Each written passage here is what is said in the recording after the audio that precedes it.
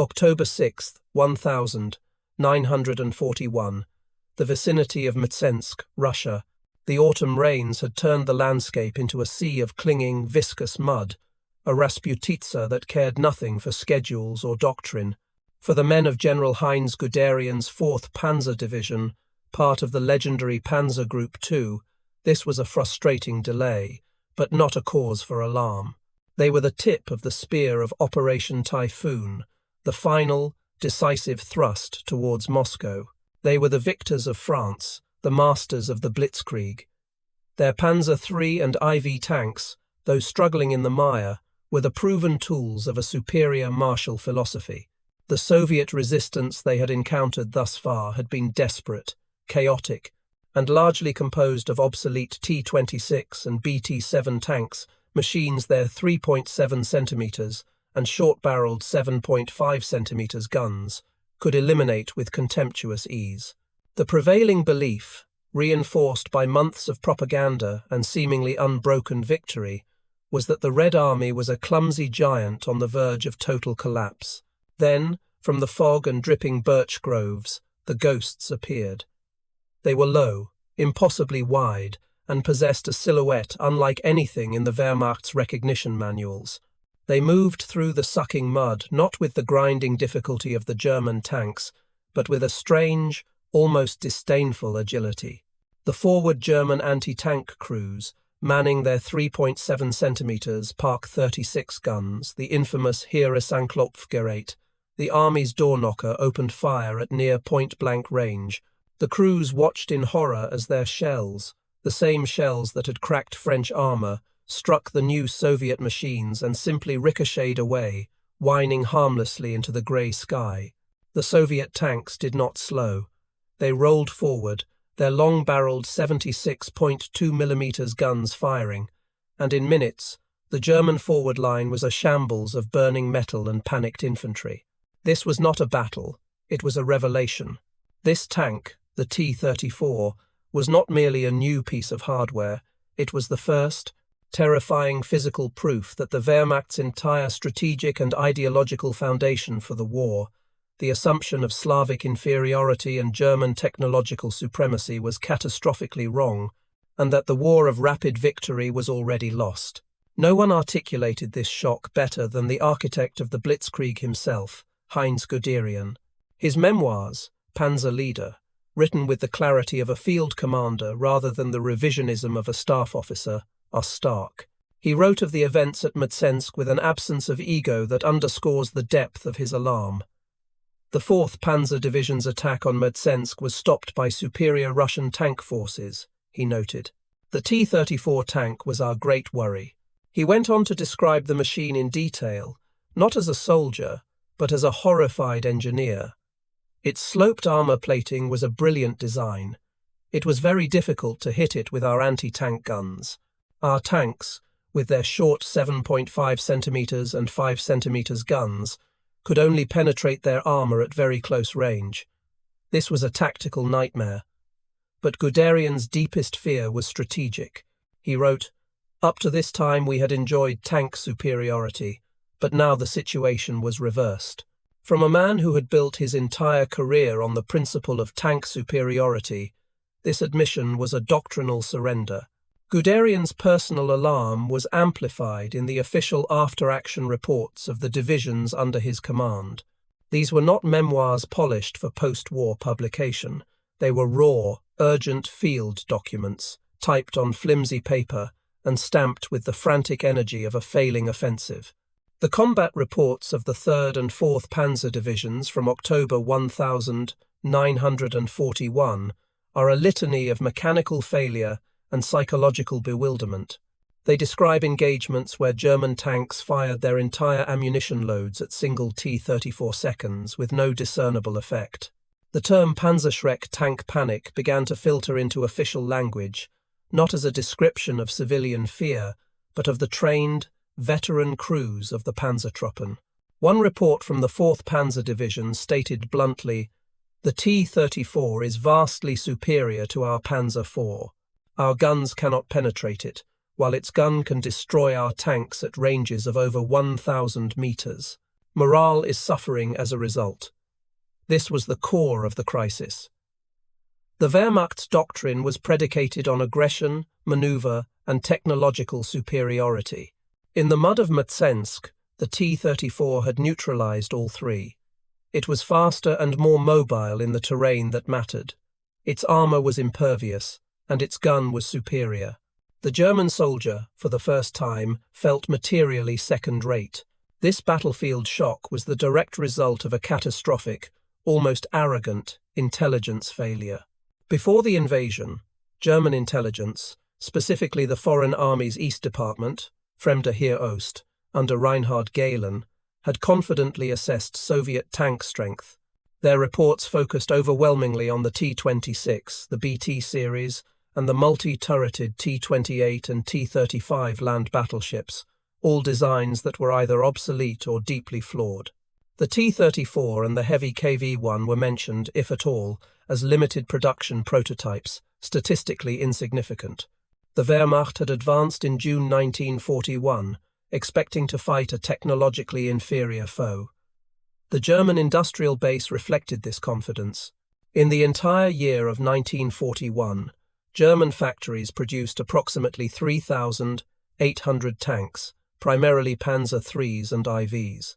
They entered Russia with a comfortable statistical bubble, believing their quality and numbers were sufficient for a 6-week campaign.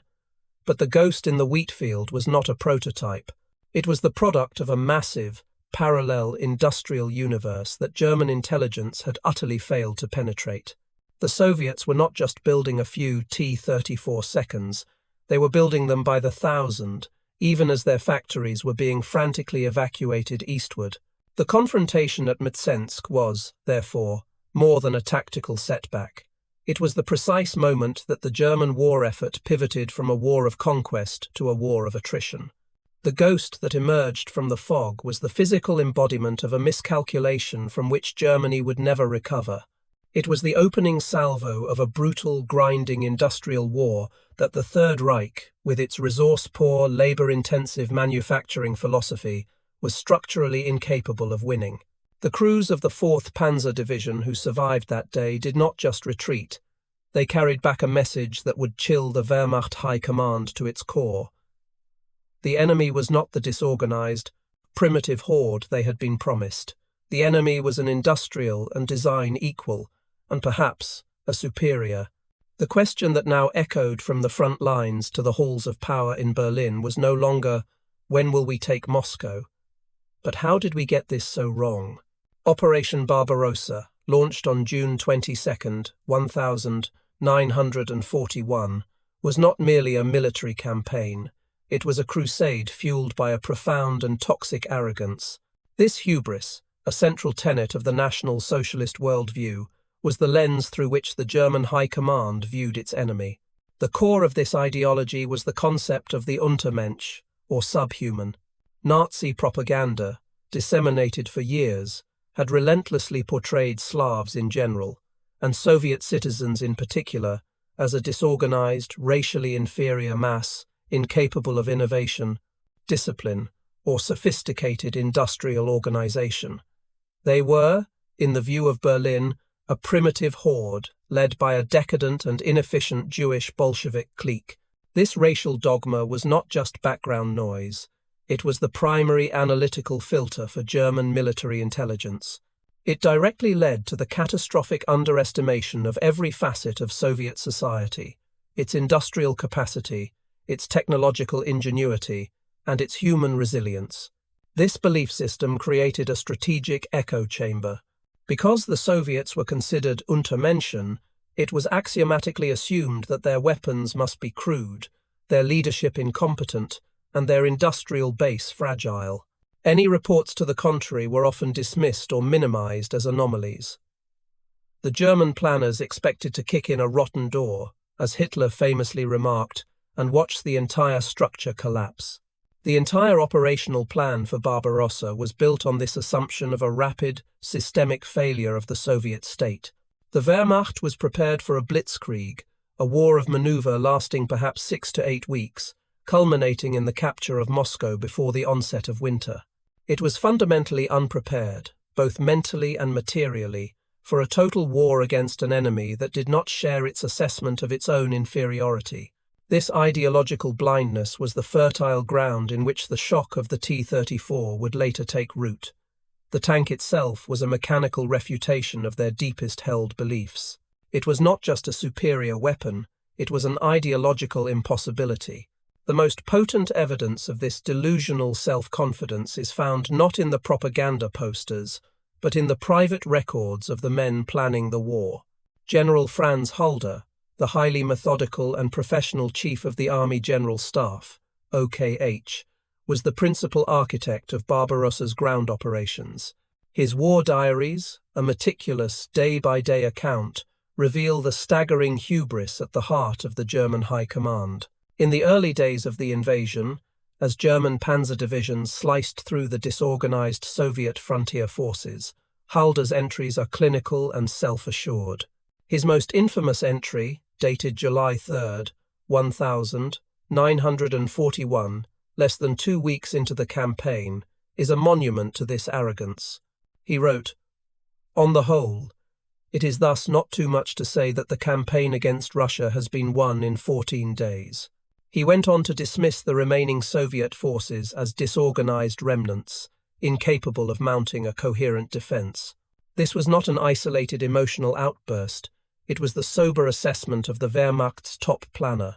This belief permeated the entire command structure, trickling down to the division and regimental commanders who, flush with their early victories at Bialystok and Minsk, saw no reason to doubt it. They were advancing, after all, capturing hundreds of thousands of prisoners and vast swaths of territory. But this victory was a statistical illusion. They were destroying the pre-war Red Army, the poorly deployed and badly led forces on the border. They had not yet encountered the true depth of the Soviet strategic reserve, nor had they come to grips with its nascent industrial power or its revolutionary weapon designs, which were only just beginning to appear on the battlefield in significant numbers. Halder's 14-day victory was, in reality, the successful completion of the first step in a war that would last 1,418 days. The German war plan was not just militarily optimistic, it was industrially and economically illiterate.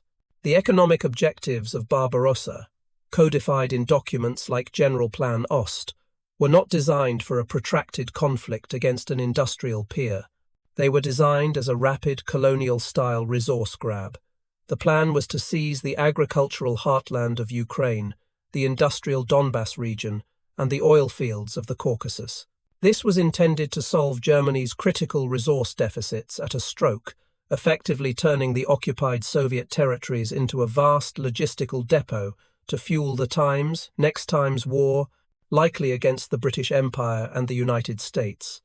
The entire premise was that this industrial base would be captured intact and quickly turned to German use.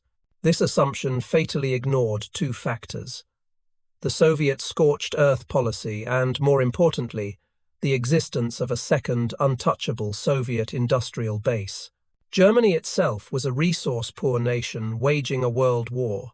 Its entire war machine ran on imported oil, primarily from Romania, synthetic rubber, Buna, and limited steel production hampered by a lack of manganese. The planners in Berlin viewed the Soviet Union through this same lens of vulnerability, assuming that cutting off its Western industrial centers would paralyze its entire war-making capacity. They were completely unaware of, or chose to ignore, the massive, parallel industrial universe the Soviets had been constructing east of the Ural Mountains throughout the 1,930 seconds. This was Ural Kuznetsk, a complex of steel mills, tank factories, like the massive Ural Vagonzavod, and armaments plants built specifically to be invulnerable to European invaders. While the Germans were advancing on Leningrad and Kiev, the Soviets were engaged in the greatest industrial migration in history, packing up entire factories, machine tools, workers, and shipping them on thousands of trains to these new, safe territories. The Wehrmacht's panzers could not reach the Urals. Even if they took Moscow, the factories at Chelyabinsk and Nizhny Tagil would continue to churn out weapons. Thus, The doctrine of hubris had created a fatal disconnect. The German High Command in Berlin, reading Holder's confident diary entries, believed the war was won. They were planning the economic exploitation of a defeated foe. But on the front lines, the soldiers were beginning to see the truth. The enemy they were fighting seemed to have an inexhaustible supply of men. And more terrifyingly, as the autumn rains began, they were starting to encounter weapons that were not supposed to exist. The reports from the field were becoming more frantic, more confused. They spoke of tanks that were impervious to their guns, tanks that moved through the mud with ease, tanks that seemed to be the product of a different, more robust design philosophy. The comfortable, arrogant bubble of Untermensch inferiority and German technological supremacy was about to be violently burst, not by a strategic directive, but by the physical, steel and diesel reality of the T-34. The rude awakening did not begin in a high-level briefing room in Berlin. It began with the primal scream of a non-penetrating ricochet. For the German Lanzer, the infantrymen, and the crews of the Panzerjäger, tank hunter, units in the autumn of 1941, the war was suddenly, viscerally wrong. Their entire doctrine was built on a foundation of superior equipment. The 3.7 centimeters Park 36 anti-tank gun was a lightweight, accurate and effective weapon that had served them well in Poland and France. It was nicknamed the Heeresanklopfgerät, the Army's door knocker, a term of affection for a tool that reliably opened a path through enemy armor. But against the T-34, the door knocker was useless. It was worse than useless. It was a death warrant. Veteran crews described the experience with a uniformity that speaks to a shared trauma.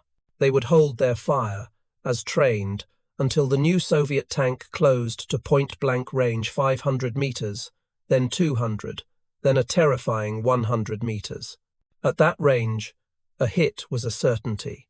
The gunner would fire, and instead of the satisfying flash and plume of smoke indicating a kill, the 3.7 centimeters shell would strike the T-34's sloped glacis plate and simply disintegrate or skip off into the sky. The sound of that ricochet, a high-pitched metallic shriek, was the sound of German technological superiority evaporating. The T-34 would not even pause. It would continue its advance, its wide tracks churning the mud, and systematically eliminate the Pak 36 crew with a single high-explosive shell from its 76.2 mm cannon. This scene was repeated, with horrifying regularity, across the entire Eastern Front. A profound sense of helplessness set in. The tools of their trade were broken. This was not isolated infantry panic. It was a crisis shared by the elite Panzer troops themselves. General Erhard Raus, a brilliant and highly respected commander whose Kampfgruppe, battle group, formed the armoured spearhead of the 6th Panzer Division, provided one of the most clinical and damning accounts of this technological mismatch. His unit was equipped with the Czech-built Panzer 35T, a tank that had been highly effective in 1940 but was now hopelessly obsolete. During the massive tank battle at Raseiniai in Lithuania, in the very first days of Barbarossa, Raus's battle group was famously held up by a single KV-1 tank, but it was the later, more numerous encounters with the T-34 that broke the back of his offensive capability. In his post-war memoirs and his detailed after-action reports, Raus described the futility of these engagements. He wrote of how his Panzer 35Ts, with their small 3.7 centimeters guns, had to maneuver wildly to seek a lucky shot against the T-34's rear armor or turret ring, often at suicidal ranges. Meanwhile, the T-34 seconds remained impassive, Raus noted, and picked off his tanks one by one at ranges where his own guns were useless. He described one encounter where an entire company of his panzers engaged a handful of T-34 seconds and KV-1 second, firing round after round with no discernible effect. The Soviet tanks, in contrast, destroyed 13 of our panzers and a number of anti-tank guns. Raus was not a man given to hyperbole. He was a professional.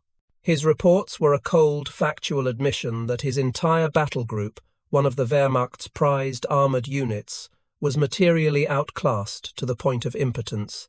He was forced to rely on 88mm anti-aircraft guns, brought up from the rear in desperation, to act as stopgap anti-tank weapons. This was not blitzkrieg, it was a frantic, improvised defence. For the infantry divisions without the armour of a Raus, the situation was even more dire. The standard-issue Pak 36 was their only defence, and it was failing. This collapse of anti-tank doctrine is vividly captured in divisional records and the letters of soldiers. A report from the 18th Panzer Division in October 1941 stated, "The T-34 has rendered the 3.7 cm Pak 36 obsolete. Our troops are justifiably afraid of this tank, as they are virtually defenceless against it." Soldiers wrote home, their letters bypassing the censors, describing the monstrous new tanks. They told of watching Pak 36 shells skip like pebbles off the sloped armour. This failure forced a return to the most primitive forms of anti-tank warfare. Infantry were issued geballte Ladungen, bundled charges of stick grenades, or satchel charges. The doctrine was now a suicidal close-quarters assault. A soldier had to wait in a foxhole or ditch until the T-34 was literally driving over him, at which point he was to dash out, place the charge against the rear engine deck or tracks, and pray he could get clear before it detonated. The casualty rates for these tank destroyer teams were astronomical. It was a 1,918 tactic being used against a 1,941 weapon, a testament to the Wehrmacht's complete lack of a technological answer. This deluge of frantic reports from the front created its own dual conflict within the German command structure. The soldiers and field commanders, men like Guderian and Raus, were living one reality. The rear echelon staff officers at Army High Command, OKH, were living another. Back in the map rooms at Rastenburg, the planners were still largely insulated by the hubris of Barbarossa's early victories. The initial reports of invincible Soviet tanks were often met with skepticism. They were dismissed as front panic, the predictable hysteria of exhausted troops encountering a new weapon. Staff officers, far from the front, would point to recognition manuals that showed the T-34 as a medium tank, little better than their own Panzer IV. They accused the frontline troops of exaggerating, of failing to aim correctly, of losing their nerve. This disconnect was a critical, time-wasting blunder.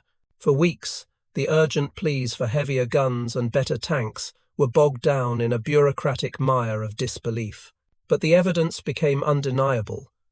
The rude awakening could not be dismissed as panic when entire panzer divisions were being fought to a standstill. The sheer volume of reports, the catastrophic loss of veteran crews and irreplaceable tanks, and the stalling of the advance on Moscow forced the High Command to accept the terrifying truth. The problem was not the nerve of the German soldier, the problem was the T-34. The reports from the front were not hysteria. They were the objective, horrifying data of a technological gap that German ideology had insisted could not exist. The awakening was complete. The crisis was no longer a rumour from the front. It was the single most urgent problem facing the Third Reich. A formal, high-level response was now unavoidable. The ghost in the wheatfields had a name, and it now had the full, panicked attention of Berlin. By November 1941, the German advance on Moscow had ground to a halt. The combination of the Rasputitsa, the first paralyzing bite of a winter they were not equipped for, and the relentless appearance of the T-34 had bled Panzer Group 2 white. General Heinz Guderian, a man defined by forward momentum, was now fighting a desperate defensive battle. His panzer divisions were stalled, his men were freezing to death in summer uniforms, and his tanks were being systematically eliminated by a superior foe. What frustrated Guderian most was the bureaucratic inertia. The frantic reports from his division commanders, which he had forwarded up the chain of command, seemed to vanish into an administrative void. He was facing a crisis of materiel, and the leadership in Berlin seemed incapable of grasping its existential nature. In a move of professional desperation, Guderian decided to bypass the normal, sluggish channels of the Army High Command OKH. He leveraged his reputation as the Wehrmacht's premier armor expert to send a direct, unvarnished plea to the top, the Army Armaments Ministry, Heereswaffenamt, and key figures in the industrial leadership. This was not a routine request for supplies, it was an alarm bell.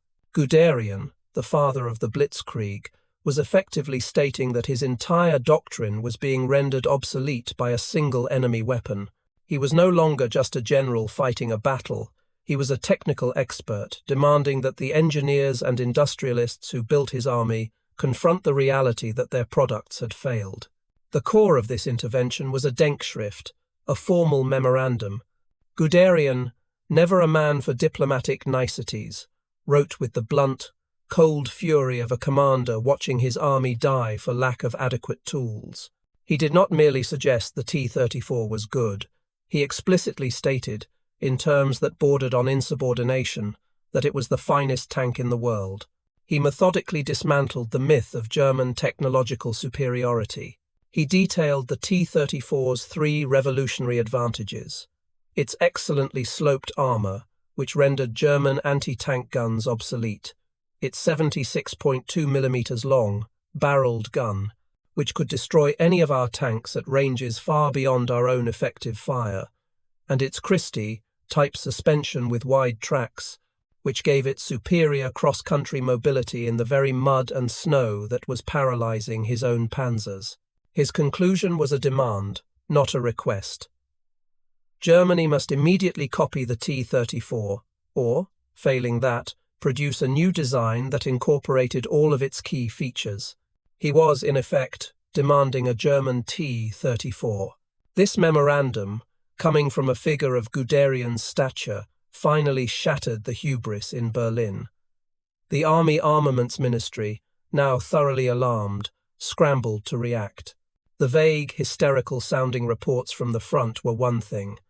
A detailed, technical indictment from Heinz Guderian was a crisis that threatened the entire war effort. In a matter of days, an emergency Panzer commission, tank commission, was assembled.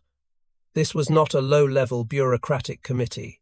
It was a who's who of the Third Reich's industrial and engineering elite. The group included Dr. Ferdinand Porsche, the brilliant but mercurial designer, Oskar Henschel, the head of the Henschel and Sohn conglomerate, Germany's premier tank manufacturer, Dr. Ernst Blecher of Mann, a leading engineering firm, and chief engineers from Daimler, Benz, alongside senior ordnance officials from the Wehrmacht. These were the men who had built the Panzers III and IV. They were the undisputed titans of German industry. In the bitter cold of late November 1941, this commission of industrial royalty boarded a train and began the long, arduous journey to Guderian's frozen 2nd Panzer Army headquarters near Orel. They were leaving their comfortable, centrally heated design offices and entering the war zone. Guderian, upon their arrival, wasted no time with pleasantries. He had arranged for them a demonstration. This was the pivotal moment, the frontline general confronting the industrial planners. He did not just give them his memorandum to read. He took them, bundled in their heavy greatcoats, to a collection point for captured enemy equipment. There, parked in the frozen mud, was the subject of all the panic. A battle, scarred, captured T-34, divided by 76. For the first time, these brilliant engineers were no longer looking at flawed intelligence reports, grainy reconnaissance photos, or exaggerated rumors. They were physically standing in front of their nemesis. We can only imagine the scene, as described in Guderian's own memoirs. These men, the masters of German precision engineering, walked around the T-34 with a mixture of academic curiosity and dawning horror. They climbed onto its hull. They ran their gloved hands over the rough, thick welds. They tapped the sloped glacis plate with hammers, listening to the solid, dense thud of 45 millimeters of well-angled steel. They measured the width of the tracks. They peered into the engine bay at the aluminum Block V2 diesel engine. This was the moment the industrial hubris of Part 2 met the physical, steel, and diesel reality of Part 3. They were touching the very machine that had defeated their best products, and brought the Wehrmacht to a standstill. The Commission's conclusion was immediate, unanimous, and devastating. Guderian was not exaggerating. He was, if anything, understating the case. The T-34 was not just a collection of good ideas. It was a revolutionary, fully integrated design philosophy. It was a machine built for a different kind of war than the one Germany had planned for. It was crude where it could be crude, like its rough, unfinished interior, and incredibly advanced where it mattered most: its engine, its armor layout, its suspension. It was, they realized, a tank built for mass production, battlefield serviceability, and survivability, all factors that German engineering, with its obsession with complexity and perfection, had dangerously neglected.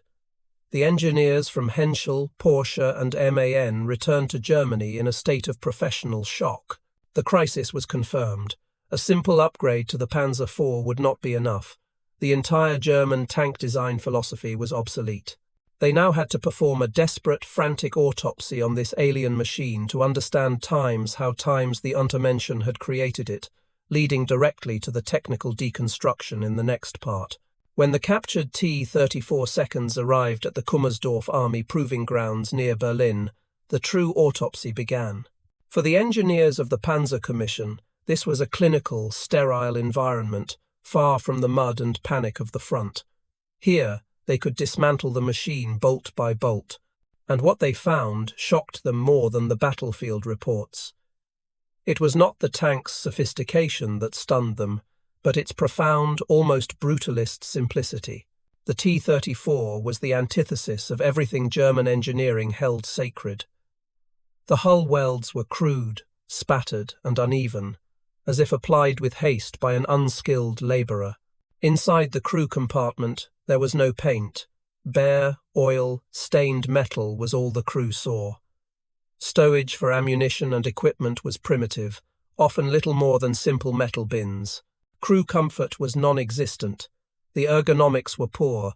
The vision slits were dangerously narrow. To the German mind, conditioned by a philosophy of over-engineering, a belief in precision, complexity, and a near-perfect finish, this machine was an abomination. It was, by their standards, unfinished. Yet, this unfinished tank had systematically destroyed their own complex, finely tuned panzers. This was the first and most jarring realization. The Soviets had developed a different design philosophy, one that ruthlessly prioritized the big three: firepower, armor, and mobility above all else. Crew comfort, fit and finish, and even basic safety were considered secondary, or even irrelevant, if they interfered with production speed or battlefield effectiveness. This was not craftsmanship, it was industrial warfare. The first system to draw their obsessive attention was the suspension. The T-34 used a Christie-type suspension, named after its American inventor, J. Walter Christie. This system, which Germany itself had experimented with and discarded in the 1,930 seconds as too complex, involved large, independently sprung road wheels with long vertical travel. The German engineers, in their official reports from MAN and Henschel, were forced to admit their mistake. The Christie system was, in fact, brilliant for the conditions of the Eastern Front. The long, independent travel of each wheel, combined with the tank's very wide tracks, allowed it to float over the Rasputitsa mud and deep snow that immobilized the German panzers. The German tanks, with their more conventional and delicate torsion bar or leaf spring systems, had smaller road wheels and narrower tracks, causing them to bog down easily. The T-34's suspension gave it a strategic, operational mobility that the Wehrmacht simply could not match. The fact that the Untermenschen had successfully adopted and perfected a system that German engineers had dismissed was a deeply humiliating technical admission. Next was the main armament, the 76.2mm F-34 gun.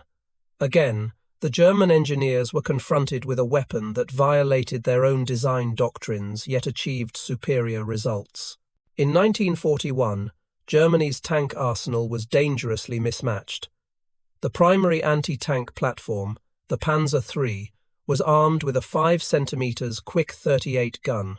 It was a high-velocity, accurate weapon, but its small-caliber shell had proven incapable of reliably penetrating the T-34's armor at standard combat ranges. The Panzer IV, meanwhile, was the support tank, armed with a short-barrelled 7.5 cm Quetuen 37. This was a low-velocity gun, excellent for firing high-explosive HE shells against infantry and anti-tank guns, but its anti-armor AP round was so slow that it was almost useless against the T-34. The T-34's F-34 gun, however, was a master of versatility. It was a long-barreled, high-velocity weapon that fired a heavy 76.2 mm or 3-inch shell. This gave it devastating HE performance against soft targets, times and times superb armor-piercing capability, easily penetrating the frontal armor of any German tank in 1941 at ranges of 1,000 meters or more. Ballistic data compiled at Kummersdorf confirmed the frontline reports. The T-34 could kill German tanks at ranges where they could not effectively reply. It was a single, simple, robust gun that performed both critical battlefield roles, while the Germans needed two different, specialized tanks to do the same job less effectively. But the most terrifying discovery of the Autopsy was not a single component. It was the holistic philosophy of its construction.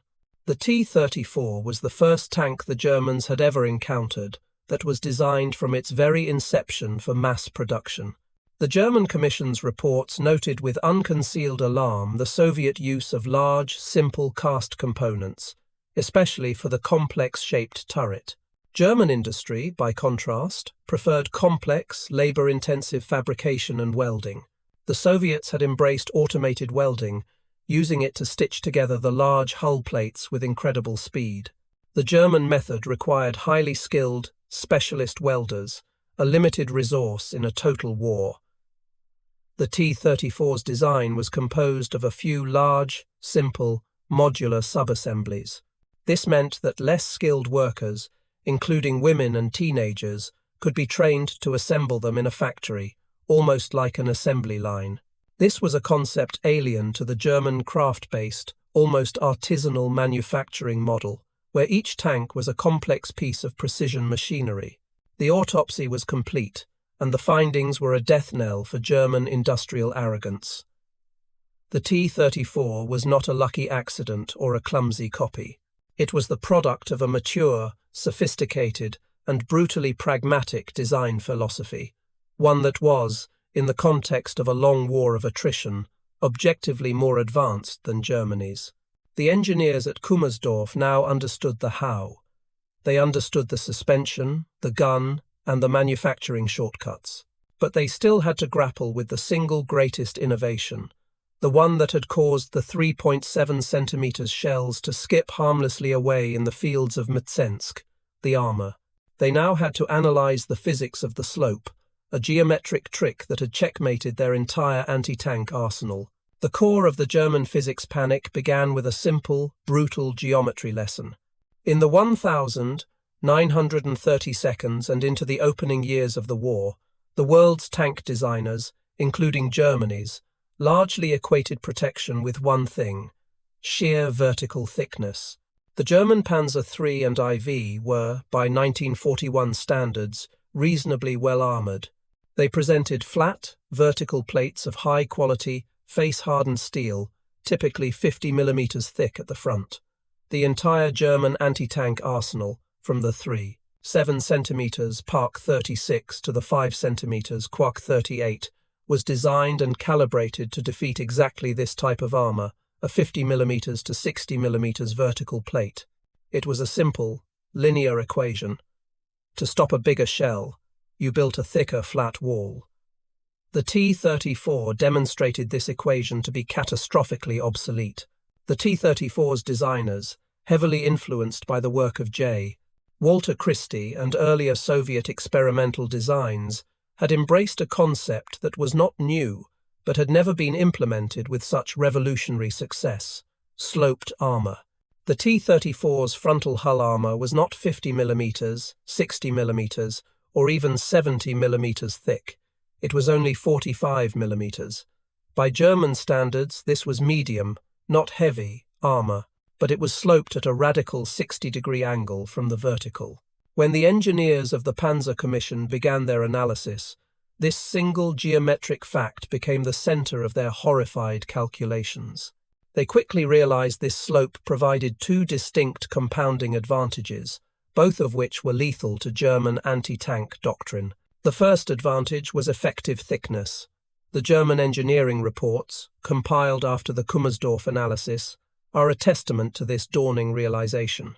They explained, with the cold clarity of physics, that a 45 mm plate sloped at 60 degrees does not present 45 mm of steel to a projectile arriving on a flat trajectory. To penetrate, that shell must travel through a much greater line of sight thickness. A simple trigonometric calculation showed the terrifying truth. 45 mm at 60 degrees presented an effective thickness of 90 mm. In an instant, the T-34, a 26-ton medium tank, had the effective frontal armor of a 50 or 60-ton heavy tank. The German 5 cm gun, which was designed to punch through 50 mm or 60 mm of steel, was now facing a 90 mm barrier. It was a physical impossibility. The shell simply did not have the kinetic energy to do it. The second advantage was even more insidious: the increased probability of ricochet. German anti-tank shells were armor-piercing, capped, APC rounds. They were designed with a hard steel cap to bite into vertical plate upon impact, preventing the shell from shattering and allowing the penetrator body to follow through. But against the T-34's 60-degree slope, this design was actively counterproductive. The armor was no longer a flat wall inviting a bite. It was a ramp. The German shells, striking this acute angle, would often fail to normalize or turn into the plate. Instead, the force of the impact would be deflected, and the shell would simply skip off the armor, whining harmlessly into the air. This was the shriek of ricochet that the Park 36 crews had reported. It wasn't a miss, it was a non-penetrating hit, a complete failure of the shell's physics. The slope had not just made the armor thicker, it had made the German ammunition fundamentally ineffective. The ballistic tests at the Kummersdorf proving grounds confirmed this frontline data with chilling precision. The engineers set up their standard anti-tank guns and fired them at captured T-34 seconds. The results were a statistical massacre. The 3.7 centimeters Park 36, the backbone of the infantry, failed to achieve any penetration, even at point-blank range. Its shells either shattered or ricocheted every single time. The 5 centimeters Quark 38, the main gun of the Panzer III, fared little better. It could, on occasion, achieve a lucky penetration at ranges under 100 meters, but only if it struck the plate at a near-perfect perpendicular angle, which almost never happened in the chaos of a real engagement. At any practical combat range 500 meters or more, it was utterly useless. The tests proved that Germany's entire 1,941 anti-tank arsenal was obsolete. The soldiers on the front were not panicked or hysterical, they were reporting the facts. This realization led to the next, and perhaps most dreadful, industrial question: why couldn't Germany just copy it? If sloping armor was so effective, why not simply add it to the Panzer IV? The engineers' reports provided the grim answer. Sloping armor is not an add-on or an upgrade. It is a foundational design philosophy. The T-34's hull was designed from the very first sketch to incorporate these slopes. This meant the internal components, the engine, the crew, the ammunition stowage were all arranged to fit inside this V-shaped diamond hull. German tanks, by contrast, were boxy.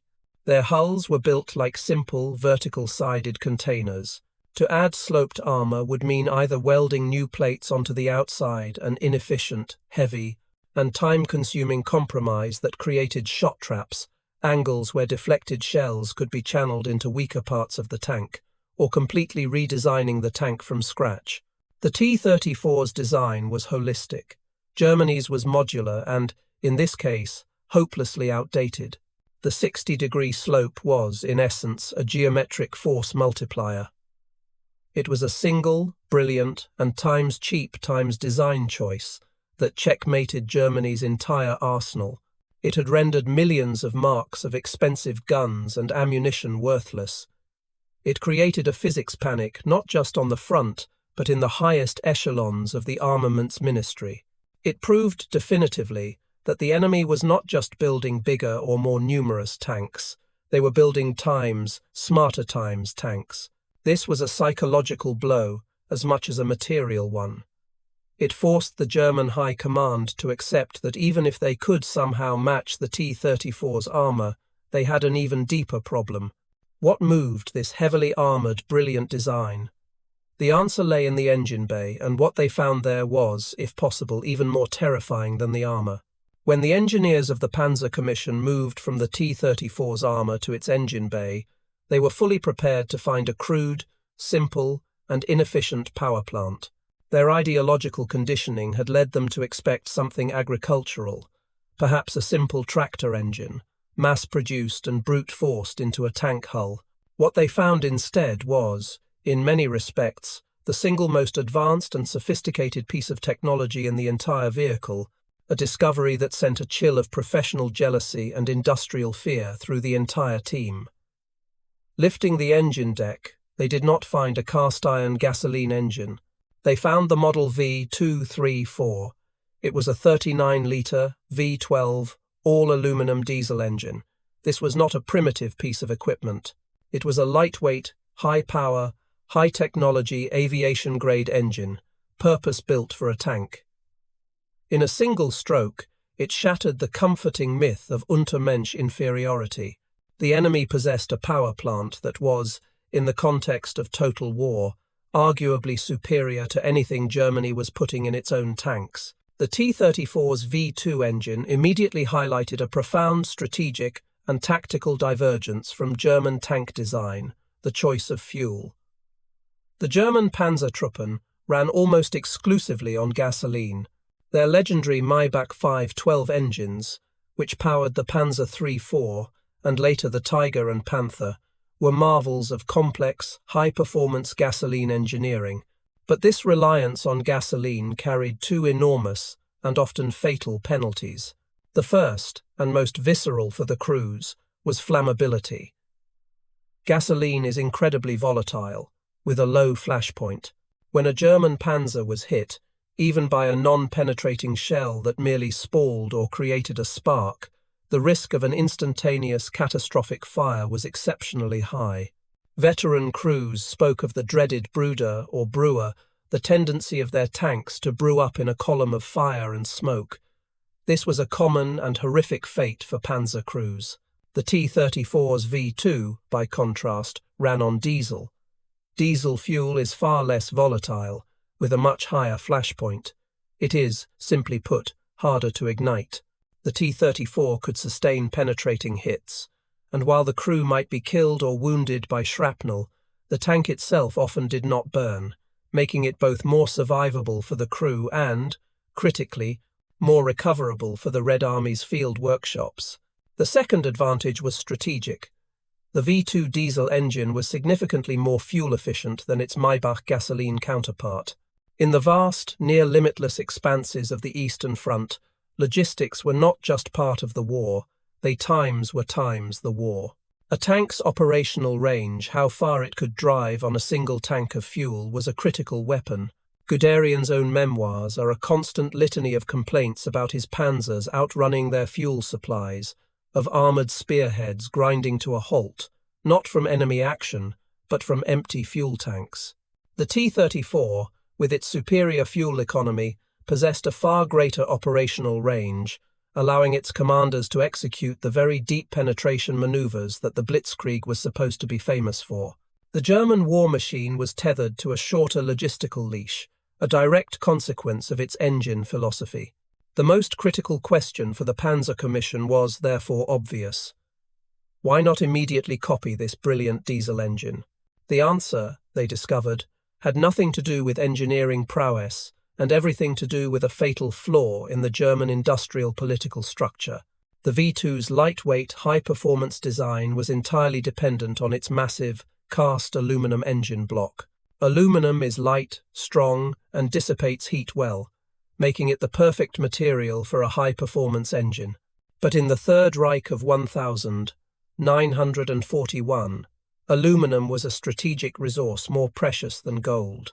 It was the one material absolutely essential for the construction of aircraft, and the Luftwaffe, under the jealous and iron-fisted control of Hermann Göring, had a total, non-negotiable monopoly on it.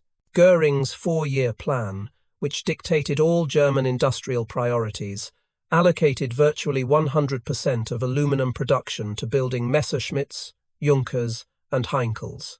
The German army, the Heer, was at the bottom of the list. The engineers in the Panzer Commission, including men from Henschel and MAN, were forced to conclude in their final reports that while the V2 diesel was brilliant, highly desirable, and superior to their gasoline engines, its replication in Germany was industrially impossible. There was simply no industrial capacity or political will to allocate the hundreds of tons of strategic aluminum that would be required to mass-produce a new tank engine for the army. This was a crippling, self-inflicted wound.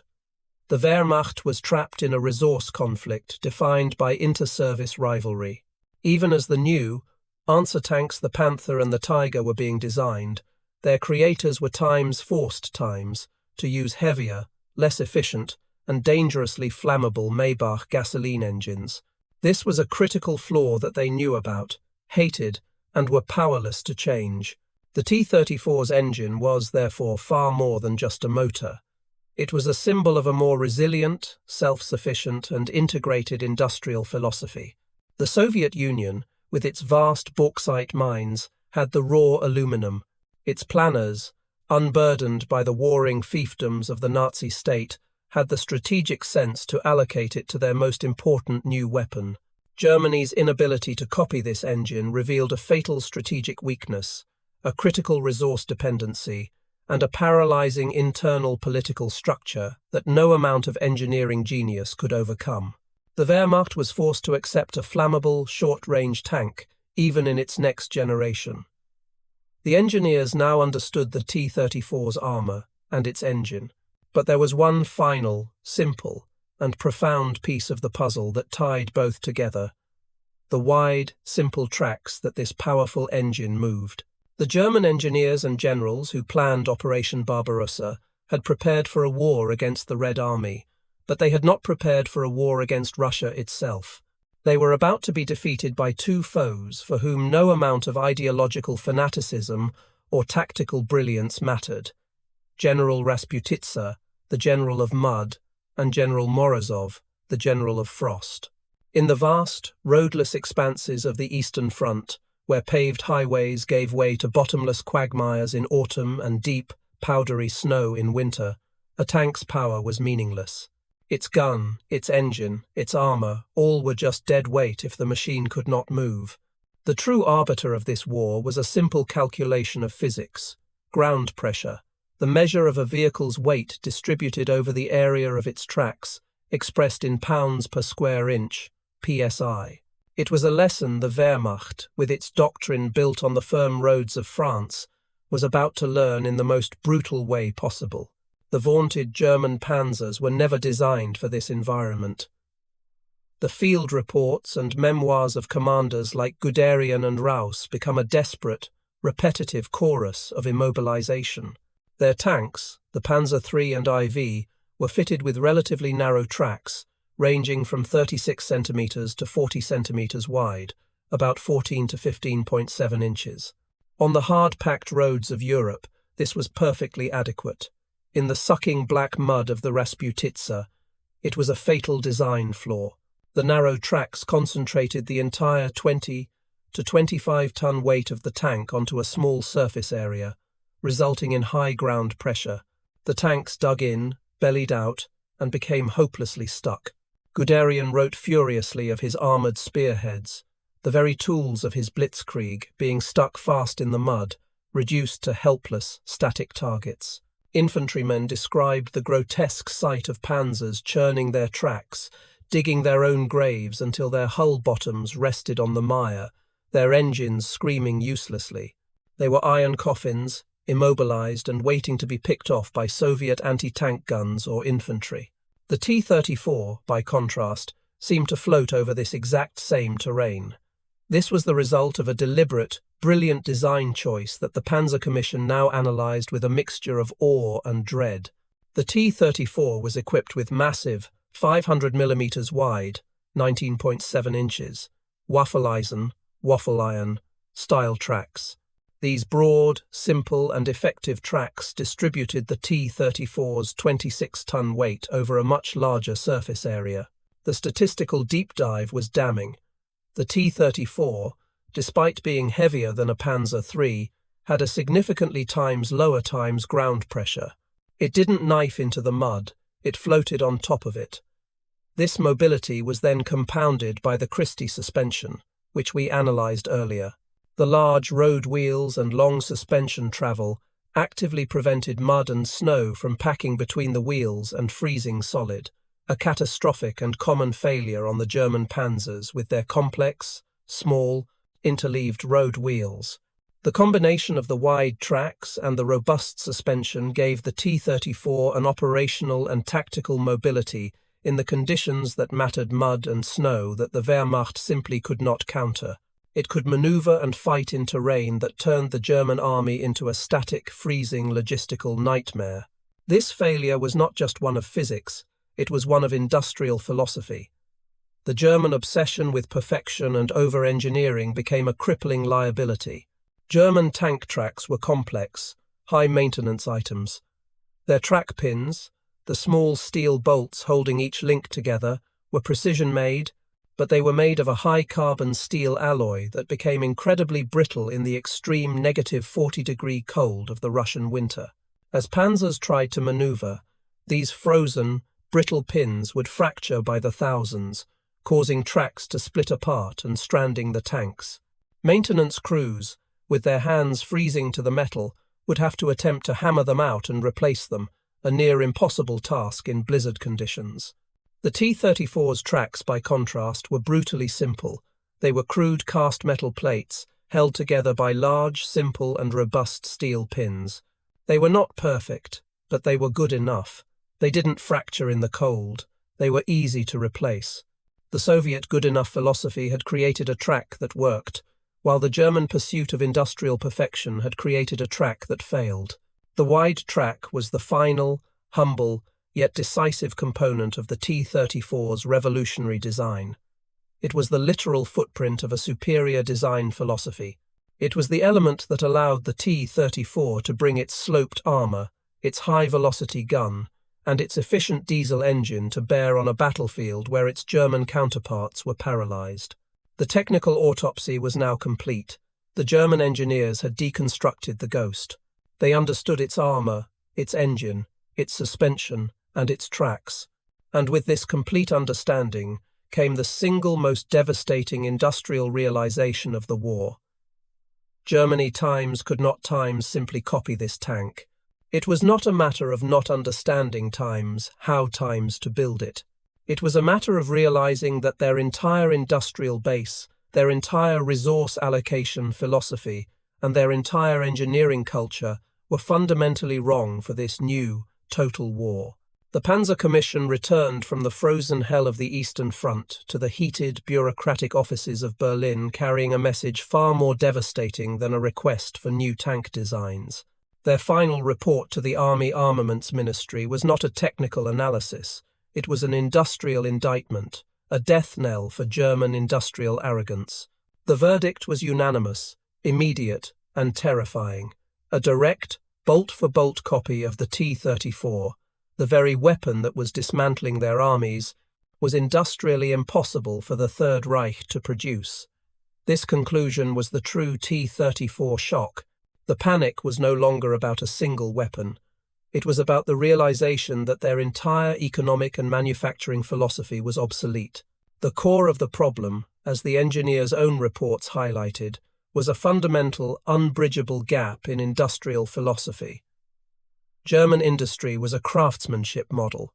It ran on a finite pool of highly skilled labor master machinists, specialist welders, and expert fitters. It produced machines, from tanks to machine guns, that were marvels of over-engineering.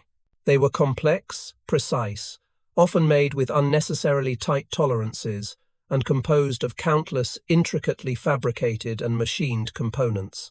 The Soviet industry, as evidenced by the T-34, was built on an entirely opposite foundation: brutal simplicity for mass production. The T-34 was designed from the ground up to be built by a low-skill, high-volume workforce. It used large, rough castings for its turret and other complex parts, components that German industry, with its preference for fabricated, machined, and welded plates, was ill-equipped to produce at scale. The Soviets had embraced automated welding to stitch hulls together with speed, while Germany relied on specialist welders, a critical bottleneck. Germany's industrial base was, in effect, a collection of artisanal workshops. The Soviet Union's was a collection of true factories. Germany simply did not have the times of industry needed to rapidly churn out a T-34, even if they had the blueprints. This philosophical gap was then fatally compounded by the iron, unyielding reality of the strategic resource war. The T-34 was the product of a resource-rich, self-sufficient continent. The German war machine, in contrast, was the product of a resource-starved, blockaded state, crippled by its own internal politics. The industrial statistical hammer fell with devastating force as the Commission summarized the resources they lacked. First, as analyzed previously, was aluminum. The T-34's brilliant V2 diesel engine was built with a lightweight aluminum block. Germany had the engineering skill to copy it, but Hermann Göring's Luftwaffe had an ironclad monopoly on all aluminum production for its aircraft. The army could not have it. Therefore, the engine was impossible to replicate. Second was manganese. Manganese is a critical element for producing high-quality, homogeneous steel armor. Without it, steel becomes brittle. The Soviet Union had vast, easily accessible deposits. The T-34's 45mm sloped plate was a simple, effective manganese steel alloy. Germany's primary source of manganese was the Nikopol Basin in Ukraine. In late 1941, this was not a secure logistical depot. It was an active, bloody war zone. Supply was erratic at best, non-existent at worst. Germany could not get the one ingredient needed to simply copy the T-34's armor. Third, and perhaps most critical, were the ferroalloys. Chromium, and molybdenum. These are the vitamins of steel, essential for creating alloys that are both incredibly hard and incredibly tough, preventing them from shattering on impact, like the brittle German track pins in the cold. The T-34's designers had access to these. Germany had almost no domestic supply. They were forced to develop complex, expensive, and time-consuming ersatz alloys, using other, less effective metals like vanadium. This meant that even if they designed a new tank, its armor quality would be a constant, nagging compromise. The T-34 was simple and strong, built from plentiful, superior raw materials. Any German response would have to be complex and brittle, built from scarce, inferior substitutes. This was the checkmate. The German leadership now faced a horrifying choice. They could not build a simple times T-34 because their industry was too complex. They could not build a cheap times T-34 because their resources were too scarce. Their only remaining option, the only path their industrial and engineering philosophy would allow, was to over-engineer the problem. They could not build an times equivalent asterisk, therefore they must build something superior, even if that superiority was a complex, fragile, and resource-intensive illusion. This decision, born of industrial necessity, was the conception point for the new generation of German Panzers. It led directly to the directive for the Panther and the Tiger tanks that were not a true, mass-producible answer to the T-34, but a complex, baroque, and ultimately desperate reaction times to it. The T-34 had thus achieved a victory far greater than Mtsensk. It had stalled the Wehrmacht on the battlefield, but more importantly, it had forced its enemy's industrial base down a path of crippling complexity. It proved that this new war, this total war, would not be won by the finest tank, but by the country that could build the good enough tank in the greatest numbers. The German industrial hammer, which had smashed Poland and France, had struck the T-34 and shattered. Germany's industry was fundamentally, structurally unsuited for the war of attrition the T-34 represented. The only answer left was to try and build a better monster, a desperate gamble that would become the Panther. The impossible verdict from the Panzer Commission, that a direct copy of the T-34 was industrially unfeasible, sent a shockwave through the German High Command. The problem could no longer be ignored, and the solution could no longer be a simple upgrade. In late 1941 and early 1942, the Army Armaments Ministry, in a state of controlled panic, issued a new, almost impossible directive to Germany's top industrial firms, including Daimler-Benz and MAN. The directive was for a new 30-ton class medium tank, a Panzer V. But this was not to be a simple T-34 equivalent. Having now conceded that they would lose a war of numbers times, against the Soviet industrial machine, the German leadership made a desperate, conscious, and ultimately fatal pivot. They would bet the entire war on a new doctrine, a war of technological elitism. They would answer quantity with quality. The new tank had to be demonstrably superior to the T-34 inches, all key metrics, armor, mobility, and, most importantly, firepower. This was not a request for a new tank. It was a demand for a silver bullet. Two competing designs quickly emerged, embodying the two warring philosophies within the German engineering establishment. The first, from Daimler-Benz, was the VK30-01D. This design was a monument to cold, logical pragmatism. The Daimler-Benz engineers, having analyzed the T-34, essentially concluded that the Untermenschen had gotten it right. Their prototype was, for all intents and purposes, a direct, reverse-engineered copy times of the T-34. It featured a low-slung hull, a turret placed far forward, a rear-mounted transmission, and, most heretically, a diesel engine. Its suspension was a direct, simplified copy of the T-34's Christie-style system. This was the logical, efficient, and, by all technical merits, correct answer. It was a tank designed for the war Germany was actually fighting, but it was rejected. The High Command, and Hitler himself, found it ideologically repugnant. It was not German enough. It was a capitulation to Bolshevik design philosophy. Furthermore, the army's logistical chain was built entirely around gasoline. Introducing a new diesel engine, no matter how superior, was seen as an unacceptable logistical complication. The winning design, therefore, was the one that felt more German, the VK30-02M, from MAN, Maschinenfabrik Augsburg, Nürnberg. This design, which would be christened the Panzer V Panther, was not a copy. It was a complex, hybrid compromise, a machine born of German industrial arrogance and hard-won Soviet lessons. It was a tank that stole the T-34's two most revolutionary ideas, and then attempted to perfect them with German over-engineering.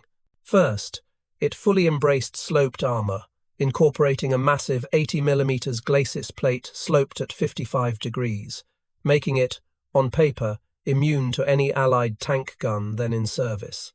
Second, it embraced the long-barrel, high-velocity gun, mounting the new 7.5 cm K-42, a fearsome 7.0 caliber long cannon that could destroy a T-34 from 2,000 meters.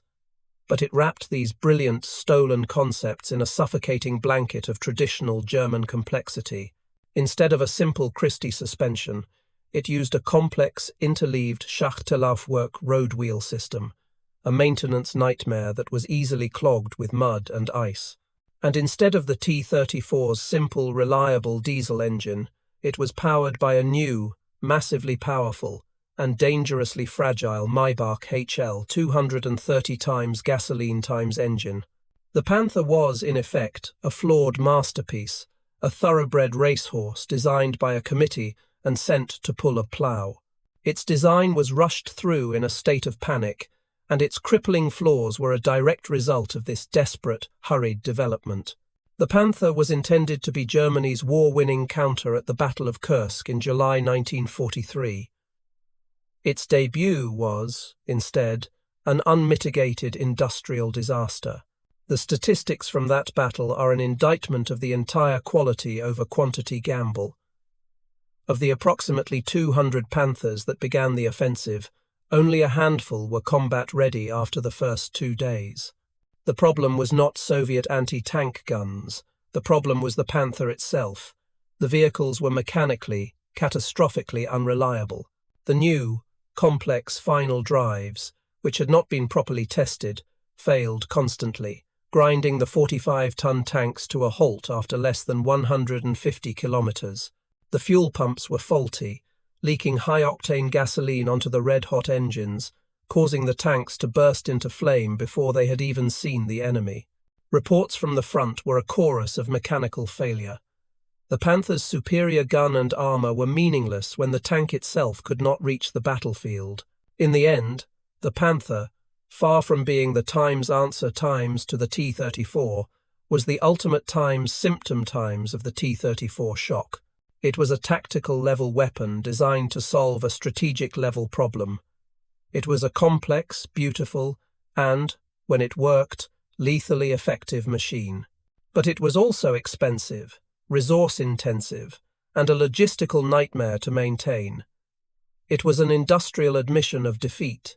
It was the physical proof that Germany could no longer compete in a war of mass production, a war of attrition. They had been forced to abandon the simple, reliable, and mass-producible panzers of the Blitzkrieg and bet their entire nation on a technological silver bullet, a weapon that was, itself, fatally and fundamentally flawed. This failure, this realization that even their superior technology was failing them, would inflict a deep and lasting psychological wound on the Wehrmacht. The term T-34 shock, or times T-34 shock times, as it was whispered by the German Lanzer, was not just a synonym for battlefield fear. It was a distinct and deeply corrosive psychological phenomenon. It was not the simple, primal fear of being killed by a new weapon. It was the systemic, catastrophic collapse of a core pillar of the German soldier's morale, his deeply indoctrinated, state-sponsored, and battlefield-proven belief in his own absolute technological and racial superiority. For years, Nazi propaganda had hammered home the image of the Untermensch, the Slavic subhuman, incapable of innovation, organization, or sophisticated thought. The Wehrmacht's victories in Poland and France, built on superior technology and doctrine, had seemed to confirm this arrogance. The T-34 was the 26-ton, steel and diesel refutation of this entire worldview. It was not just a tank, it was an ideological impossibility that was now systematically killing them. The most potent evidence of this psychological wound is found in the Times Feldpost asterisk, the field letters, and the private diaries of the German soldiers who faced it.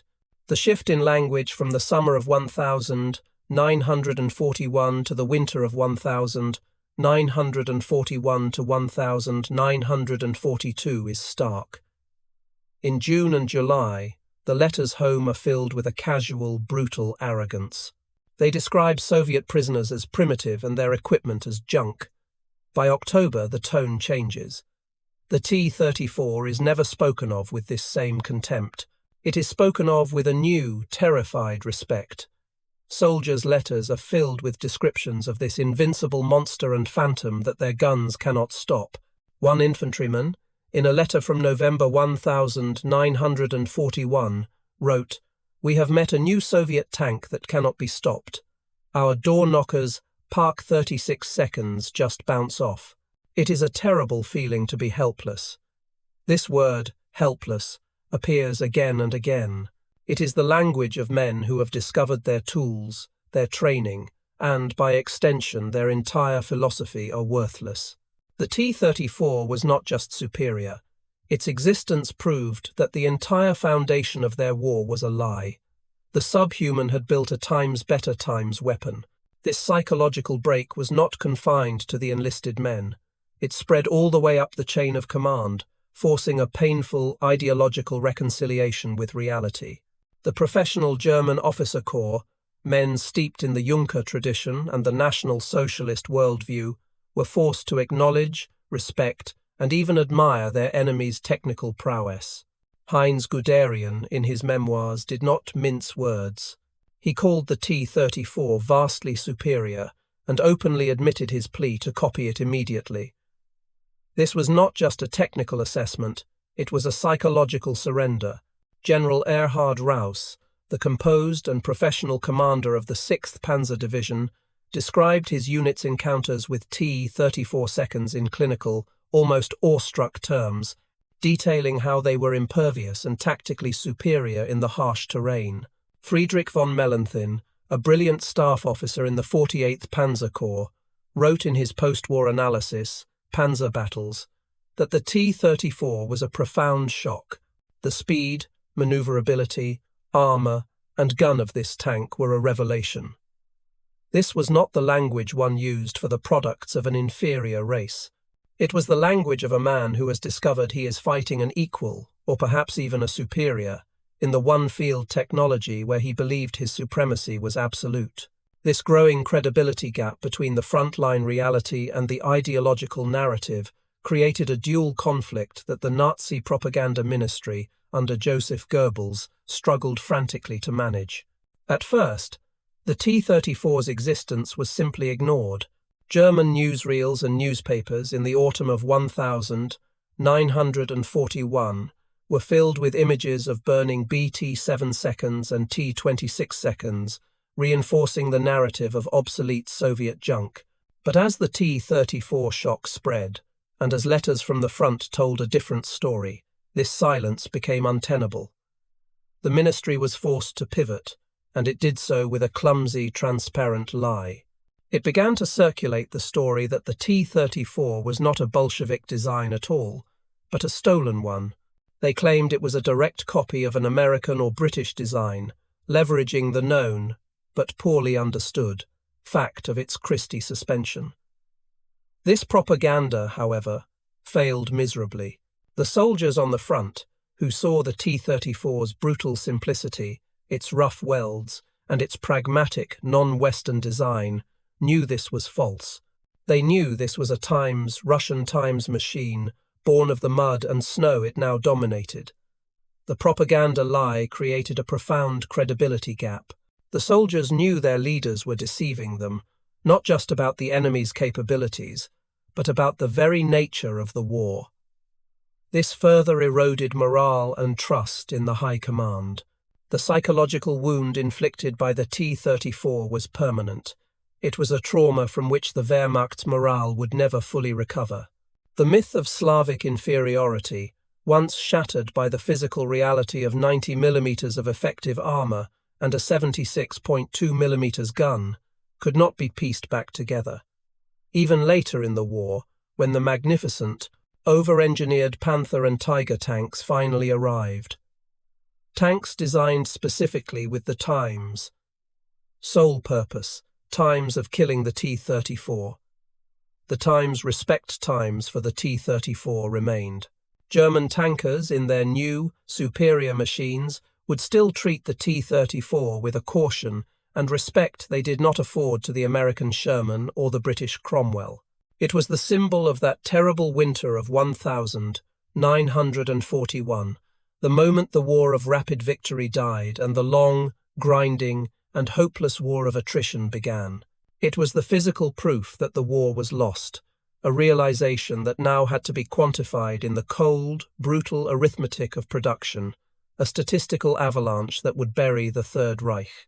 The German Wehrmacht, in its desperate, over-engineered response to the T-34, had gambled its entire war effort on a single, flawed premise that technological quality could defeat industrial quantity.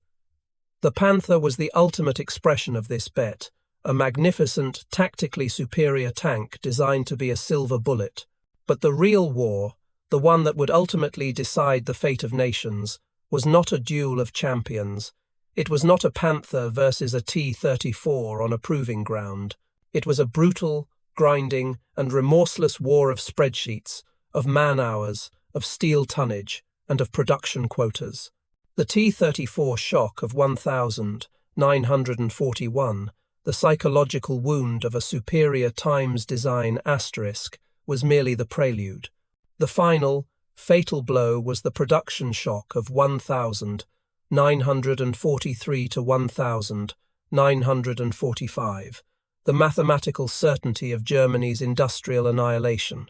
The statistical war, when viewed in its totality, is so lopsided as to be almost surreal. It is the core, unanswerable reason why the war was lost. Let us look at the final production numbers. Germany, in its desperate bid for a technological counter, produced approximately 6,000 Panther tanks. It produced approximately 1,350 of its even more complex older brother, the Tiger I. These 7,350-odd superweapons were the entirety of their elite response. Now, consider the T-34.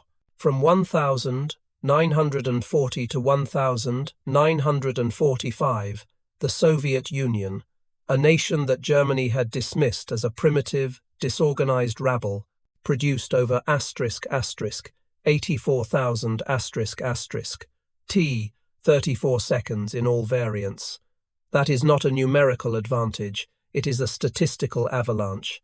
For every single Panther that rolled out of a German factory, the Soviets produced times 14 times T-34 seconds.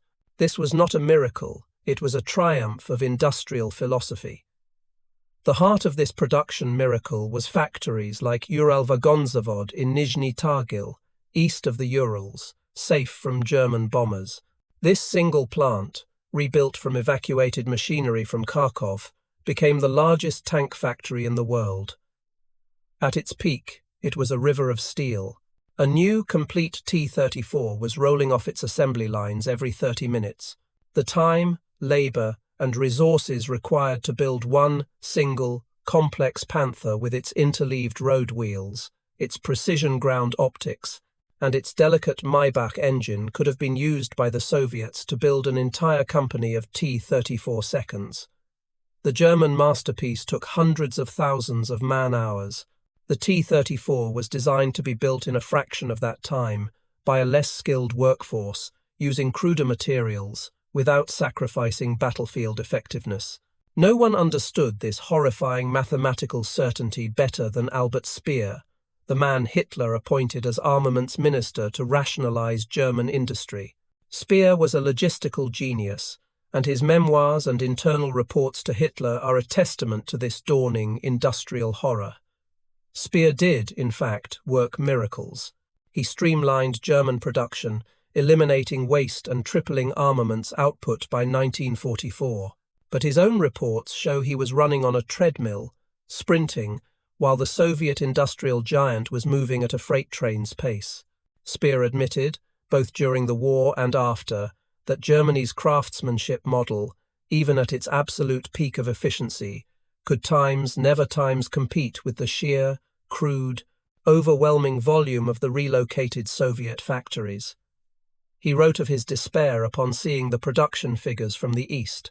He realized he was trying to win a total war with a peacetime, high-quality export model, while the enemy was using a brutal, single-minded, total war production model. This was the ultimate victory of the good enough doctrine.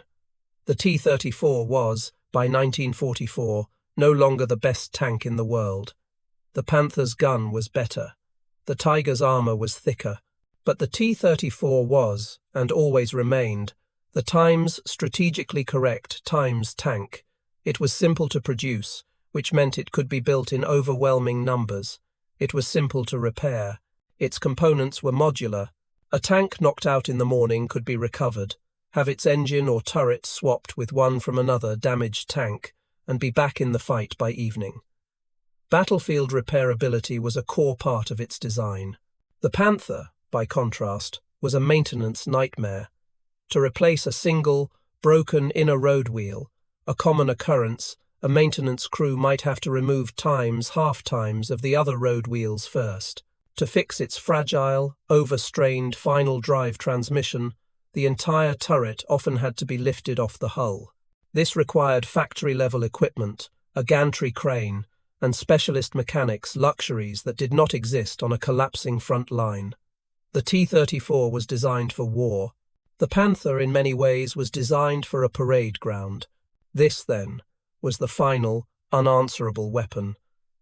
The T-34's greatest achievement was not its sloped armor, its diesel engine, or its wide tracks.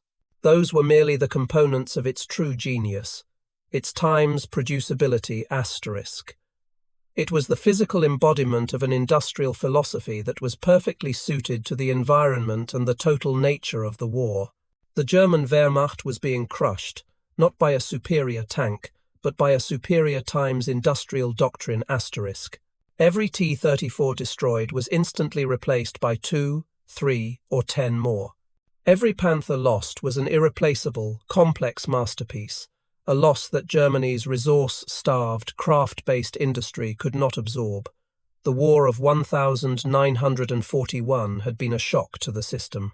The War of 1944 was a simple, brutal calculation, and the answer had been decided years earlier, in the fields near Mtsensk. Let us return, for a final time, to that muddy field near Mtsensk in October 1941. Let us return to that ghost in the wheat fields, the low, sloped silhouette that shocked the crews of the 3.7 centimeters Park 36 seconds. When Heinz Guderian forced his commission of industrial titans to leave Berlin and stand in the freezing mud of the front, to lay their hands on the cold steel of a captured T-34, they were not just inspecting a new enemy tank. They were, in that single moment, seeing the entire, unwinnable war in microcosm. They were looking at a prophecy of their own industrial doom.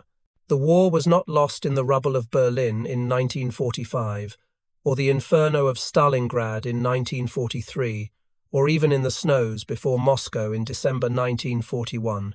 The war was lost, decisively and irretrievably, in the very instant that this machine was understood. This single tank, the T-34 asterisk, was Times the realization. It was the physical summation of every fatal miscalculation and every foundational lie of the Third Reich. When the engineers from MAN and Porsche touched its 60-degree sloped glacis, they were touching the proof that the Untermensch was not just Times, smarter Times than them, but had built his intelligence into a geometric riddle that their entire arsenal could not solve. When they opened the engine bay and found the V2 all-aluminum diesel engine, they were staring at the evidence of an enemy with a Times superior industrial strategy, Times, and a vast, self-sufficient resource base that Germany, with its internal rivalries and synthetic dependencies, could never hope to match. When they measured its simple, 500mm wide tracks, they were analyzing the footprint of an enemy that Times understood the battlefield, Times the mud and snow of Russia in a way their own high command, with its French road doctrine, had arrogantly dismissed.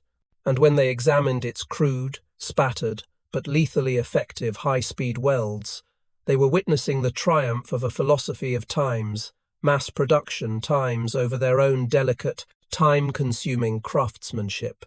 They knew, in that moment, that the enemy was fully prepared for a total war of attrition that Germany's boutique, quality-obsessed industry could never, ever win. The post-war analysis of the men who fought this war is a universal, grudging eulogy to this one machine. General Friedrich von Mellenthin, in his cold, brilliant analysis Panzer battles, did not attribute Germany's defeat to Hitler's madness or the Russian winter alone. He gave the credit to the machine. He wrote, "We had nothing to compare with the T-34. He described its impact as a profound shock and admitted that its combination of features was a revelation that turned the tide of the war. Modern historians, foremost among them Stephen J. Zaloga, have statistically proven this case. Zaloga argues that the T-34 was the decisive weapon of the Second World War. It was not the best tank by 1,945. The Panther's gun was more lethal, the Tiger's armor was thicker. But it was, decisively, the Times strategically correct Times tank. Its existence in 1941, in its near-perfect revolutionary form, forced Germany down an industrially suicidal path. It compelled them to abandon mass production and chase the illusion of the silver bullet supertank, the Panther and the Tiger. These complex, resource-hungry, and unreliable machines were the weapons that Times lost, Times Germany, the war, because they were an answer to a question the T-34 had already rendered moot. The final verdict, the ultimate bookend to this story, must come from the man who saw it first. It must come from Heinz Guderian. Long after the war, with Germany in ruins and its ideologies turned to ash, Guderian wrote his memoirs as Panzer leader. His words, stripped of their wartime urgency, are the final, definitive admission. He wrote of the T-34 and the great worry it caused. He described his plea to the Commission, his demand to copy it, and in his final assessment he acknowledged the hopelessness of the situation that tank had created, stating that the new Soviet machines and the vastness of the country spelled the end of the blitzkrieg. The father of the Panzer himself was admitting that his doctrine was killed by a single, superior machine that his nation was incapable of replicating. The T-34, then, was far more than a tank. It was not just a collection of steel plates, a gun, and an engine. It was the 26-ton embodiment of a fatal miscalculation. It was the first physical, undeniable, steel and diesel proof, encountered in a muddy field in 1941, that the Wehrmacht's entire strategic, racial, and industrial foundation was a catastrophic lie. It was a prophecy of an industrial-age defeat, a machine that proved, long before the bombs ever fell on Berlin, that the war of rapid victory was already irretrievably lost.